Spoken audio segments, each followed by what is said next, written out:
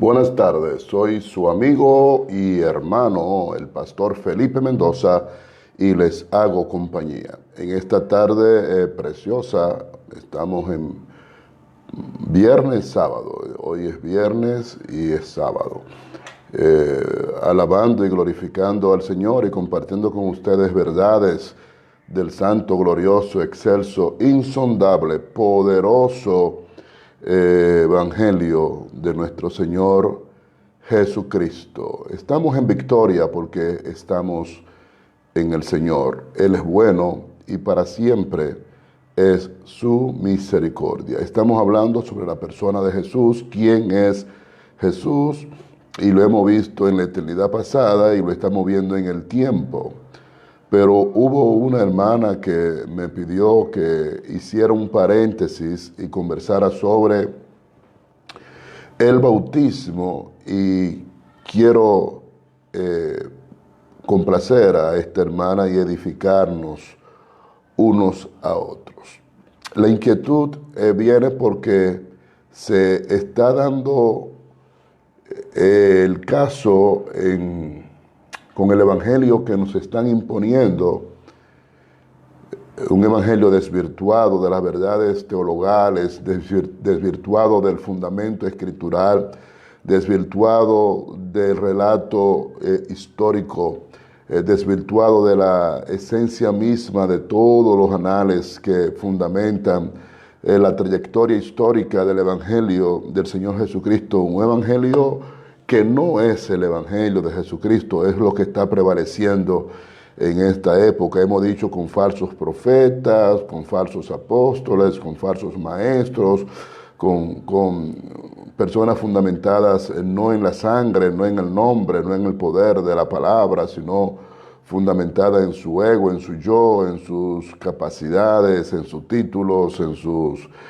experiencias, y un evangelio comercial, un evangelio lleno de falsos ministros. Esa es la realidad del evangelio que nosotros estamos enfrentando en estos tiempos y está confundiendo a muchos. Es costumbre dentro de este evangelio flojo que nos están imponiendo encontrarnos con personas creyentes que usted acepta a Jesucristo hoy y ya mañana mismo lo están bautizando. He sabido de casos que dan una campaña y se convierte en un grupo de personas en la campaña, y de la campaña se van a bautizar a esas personas. Y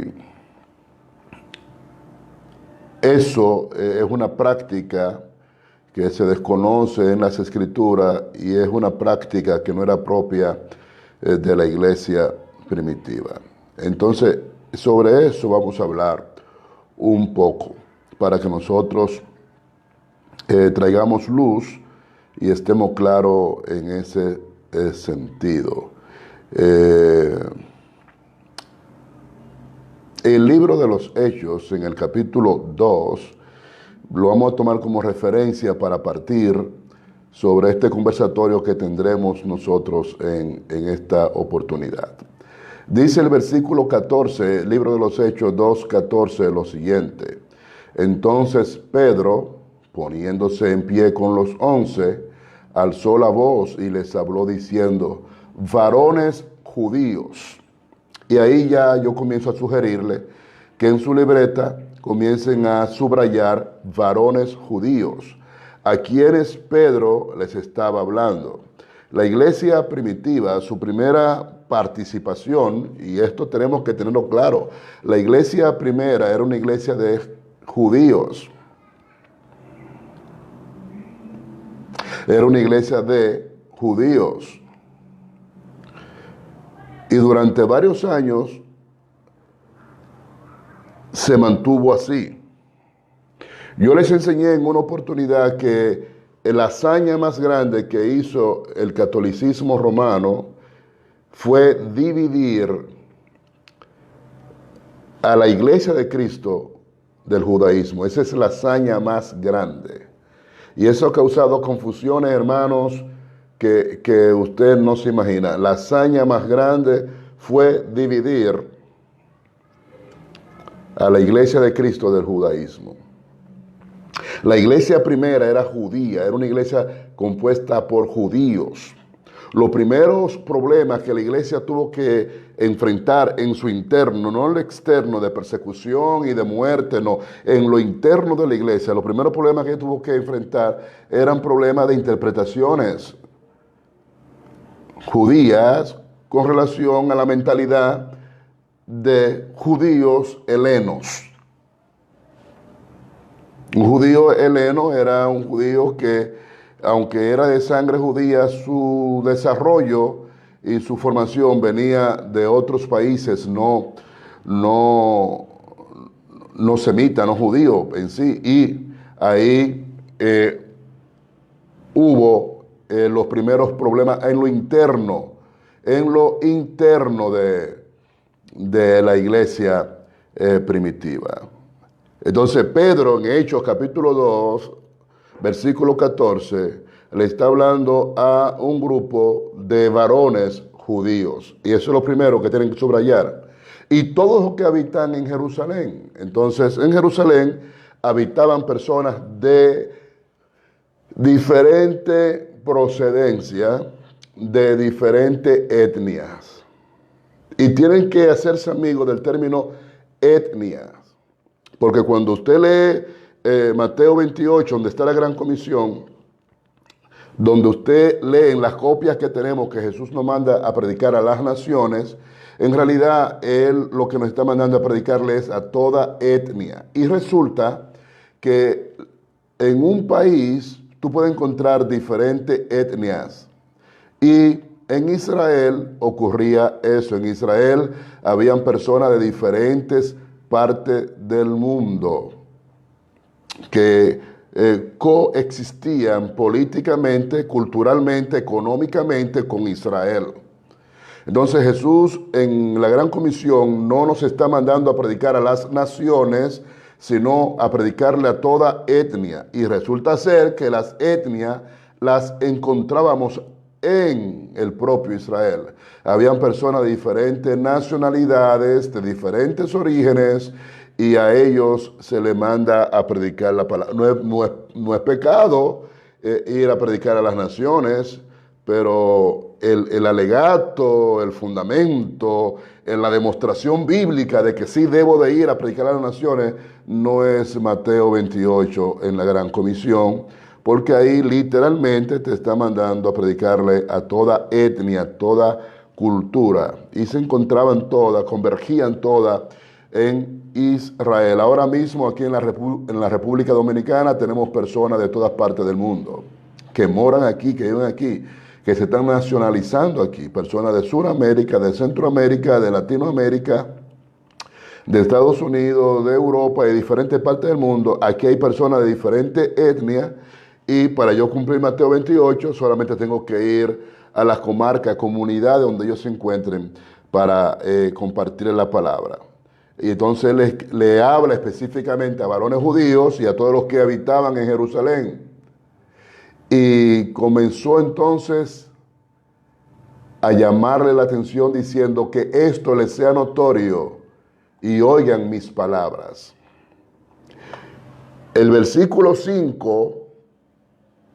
Yo estoy en Hechos capítulo 2. El versículo 5 te especifica que moraban entonces en Jerusalén judíos, varones piadosos de todas las naciones bajo el cielo. Número 1, le está hablando a varones judíos y a los nacionales de ahí, que vivían ahí, que se criaron ahí, y le está hablando a todos los que habitan en Jerusalén, todos los que estaban morando en Jerusalén, que también eran judíos de sangre. Aunque se habían desarrollado, habían crecido en otros países, también eran judíos. Y a esas personas, ese es el auditorium, el escenario que tiene Pedro en el libro de los Hechos, capítulo 2. Y hecho este estruendo, se juntó la multitud y estaban confusos, porque cada uno les oía hablar en su propia lengua. Entonces, esos varones de todas partes del mundo que estaban en Jerusalén, que eran judíos, pero que hablaban griego, hablaban latín, hablaban otros idiomas, se sorprendieron de que estos judíos, que quizás nunca habían salido de Jerusalén, de Israel, les estaban hablando en sus idiomas. La lengua de Hechos capítulo 2 fueron idiomas en los cuales se testifica de la maravilla del Señor. Y sobre ese tema de lenguas tendríamos mucho que hablar, pero en otra ocasión, porque hay confusión con esto desde cuando la Torre de Babel. Hay personas que entienden que en la Torre de Babel nacieron los idiomas, nacieron las lenguas, y las escrituras no enseñan eso. En la Torre de Babel hubo una confusión de los idiomas que ya existían. Y le voy a poner un ejemplo bien sencillo para que usted se ubique en qué fue lo que pasó en la Torre de Babel. Imagínese que yo reúno a un dominicano, a un haitiano, a un francés, a un alemán, a un italiano, a un norteamericano, a cada una persona que represente una nacionalidad diferente, con un idioma diferente, con una cultura diferente, con un pensamiento diferente, pero que a todos yo le ponga una suma.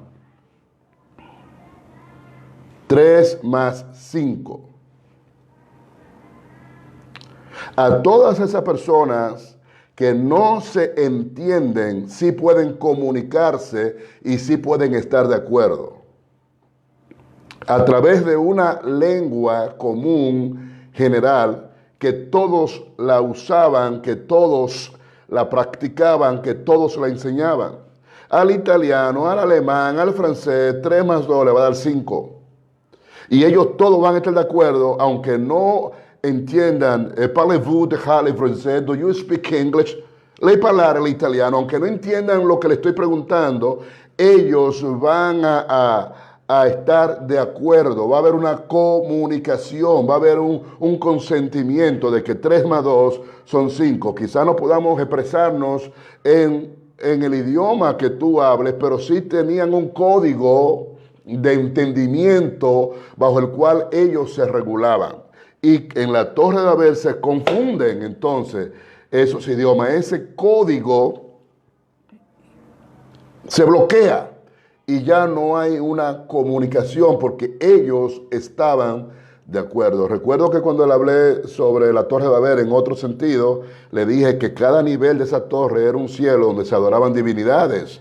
Y por eso Dios se pone en contra de esa generación y confunde esa lengua común que los hacía a ellos entenderse, comunicarse, ponerse de acuerdo. Entonces en el libro de los Hechos descendió lenguas, descendieron idiomas. Y las personas judíos que habían nacido, que se habían criado, que se habían radicado en esas ciudades, que habían aprendido esa cultura, así que habían aprendido esos idiomas, estaban maravillados y estaban atónitos y decían, ¿no son galileos todos estos que nos hablan? No son personas dedicadas a la pesca, otros a la siembra, que no son dados a cultivar las lenguas y ellos nos están hablando perfectamente en el idioma en el cual nosotros nos hemos educado, nos hemos formado.